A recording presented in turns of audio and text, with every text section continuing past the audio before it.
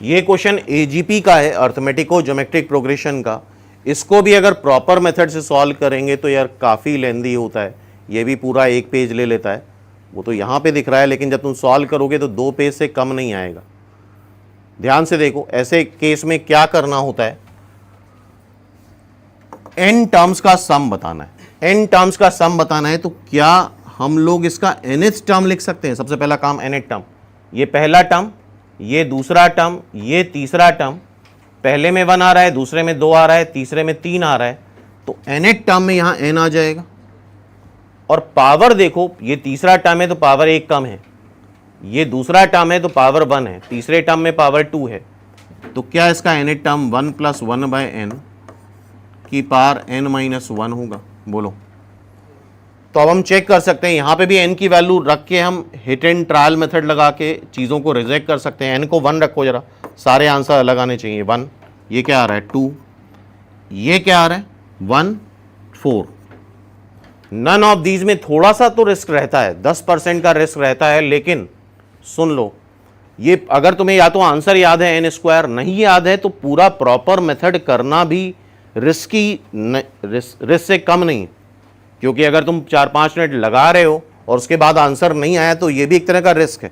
तो दोनों रिस्क को अगर मिलाया जाए तो दोनों न्यूट्रलाइज कर देंगे एक दूसरे को। क्लियर है बात?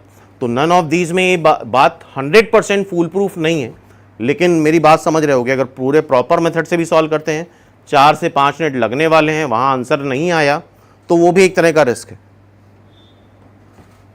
तो आई थिंक n को 1 रखो जरा, n को 1 रखो। ये क्या आ रहा है 1 ही तो आ रहा है, ये आंसर आ रहा है। ये आंसर आने का मतलब ये सही है, ये बात नहीं है, लेकिन ये दोनों गलत हैं। जो आंसर एक बार नहीं मैच कर रहा है वो गलत तो श्योर है, मतलब इसका 100% ना तो बी आंसर हो सकता है ना ही सी आंसर हो सकता है। कम से कम 50% तो जीत गए ना, 50% की तो जीत हुई। क्यों भाई? क्लियर है? अब ठीक है, अब n को एक बार 2 भी रख के देख लेते हैं जरा। n को 2 रखो तो देखते हैं, यहां पे जरा 2 रखो, ये क्या आएगा? अच्छा, ये यहाँ पे n नहीं यूज़ कर सकते हम लोग, हमें करना चाहिए ये r, मतलब ये r एक टर्म, बिकॉज कॉमन रेशियो में भी n यूज़ है, तो ये r को एज्यूम करना चाहिए हमें, लाइक r, ये n ही रहेगा, यहाँ पे r हो जाएगा। ठीक है,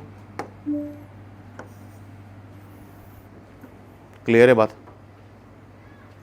लेकिन बाय द वे बोला तो n ही टर्म गया है, n टर्म ही बोला गया है, तो n ही रहेगा, वैसे n ही रहेगा। ठीक है, बोला n टर्म गया है, ठीक है, यहाँ पे भी n यूज है, कोई प्रॉब्लम नहीं। अब n को 2 रख के देख लो जरा, n को 2 रखो तो ये टर्म आएगा और ये टर्म आएगा, 2 ही टर्म तो आएंगे n को 2 रखने पे। n को n रखने पे n टर्म आ रहे थे, n को 2 रखने पे 2 टर्म आएंगे, जरा निकालो ये 1 + 2, 1 + 1/2, 1 + 2, 3/2, आई थिंक ये 4 आ रहा है। बोलो, n को यहाँ 2 रखो, ये क्या आ रहा है 4। n इन दोनों, ये दोनों को बाइकआउट कर दो, बहिष्कार कर दो इनका, तो अब ये किसी काम के नहीं। तो 2 बार आ गया, इतना तो करना पड़ेगा। और काफ़ी लोगों को तो इस क्वेश्चन का आंसर याद भी होता है, इट इज़ n²। ये काफ़ी बार क्लास में बता चुके हैं कि ये काफ़ी लेंदी क्वेश्चन है, इसका आंसर n² आएगा। क्लियर है बात? तो इस तरह से हम वैल्यू रख के चेक कर सकते हैं। ठीक है, तो n को 1 रखने पे भी ये आंसर मैच कर रहा है, n को 2 रखने पे भी आंसर मैच कर रहा है, और बहुत समय है तो तुम 3 रख के भी चेक कर सकते हो।